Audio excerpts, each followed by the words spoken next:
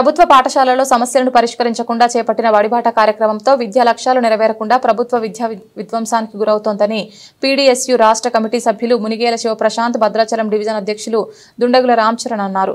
PDSU రాష్ట్ర committee పిలుపు. ఈ కార్యక్రమంలో సంధ్య రవలి, రామచరణ్, పవన్ కళ్యాణ్ తదితర విద్యార్థులు పాల్గొన్నారు.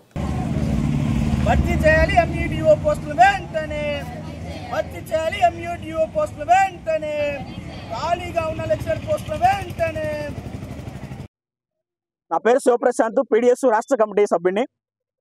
ఈరోజు పీడీఎస్యూ రాష్ట్ర కమిటీ పిలుపులో భాగంగా భద్రాచలం జూనియర్ కళాశాల దగ్గర విద్యారంగ సమస్యల పరిష్కారం కావాలని, విద్యార్థులు పడుతున్నటువంటి బాధల్ని రాష్ట్ర ప్రభుత్వాన్ని తెలియజేయడం కోసం రాష్ట్ర కమిటీ పిలుపులో నిరసన కార్యక్రమం చేయాలని చెప్పేసి ఈరోజు రాష్ట్ర కమిటీ పిలుపునిచ్చింది. దాంట్లో భాగంగా ఈ రాష్ట్రంలో ఉన్నటువంటి ప్రతి సంబంధించినటువంటి విద్యా సంస్థలలో విద్యార్థులు అనేక ఇబ్బందులు పడతా ఉన్నారు. ఈ రాష్ట్ర ప్రభుత్వం మాత్రం పట్టించుకునే పరిస్థితి లేదు. ఇంకో దౌర్భాగ్యమైన పరిస్థితి ఏంటంటే ఇప్పటి వరకు విద్యాశాఖ మంత్రిని కూడా కనీసం కేటాయించలేని పరిస్థితి.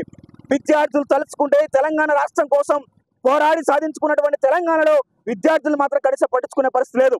స్కాలర్షిప్లు రావట్లేదు, మౌలిక సమస్యలకు సంబంధించినటువంటి సమస్యల పరిష్కారం కావట్లేదు. ఆ కాలేజీలలో, హాస్టళ్లలో, స్కూళ్లలో అనేక ఇబ్బందులు పడతా ఉన్నారు. టీచర్ పోస్టులు భర్తీ చేయలేదు, ఎంయూడియూ పోస్టులు భర్తీ చేయలేదు.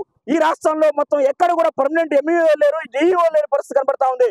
దాంతో పాటు లెక్చరర్స్ లేని పరిస్థితి కనబడతా ఉంది. దాంతో పాటు ప్రిన్సిపల్ సంబంధించినటువంటి లేని కొరత కనబడతా ఉంది. అట్లాగే స్టూడెంట్స్ ముఖ్యంగా పడే ఇబ్బందులు, మంచినీటి సమస్య లేకుండా, అదనపు గదులు లేకోకుండా, పాత భవనాలు కూల్చుకోకుండా అనేక అవస్థలు పడుతున్నటువంటి ఈ విద్యార్థుల మీద కనీసం కూడా కాంగ్రెస్ గవర్నమెంట్ పట్టించుకునే పరిస్థితి లేదు.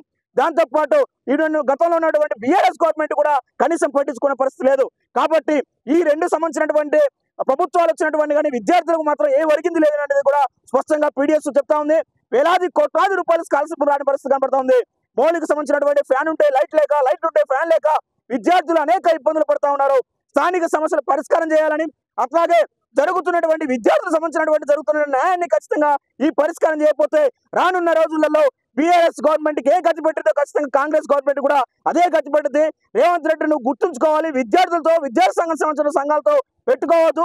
ఖబర్దార్, ఖచ్చితంగా నేను గద్దె దించే వరకు మా పోరాటం నిర్వహిస్తాం. మా సమస్యల పరిష్కారం వరకు ఖచ్చితంగా మా పోరాటం నిర్వహిస్తామని చెప్పి ప్రభుత్వాన్ని హెచ్చరిస్తా ఉన్నాను.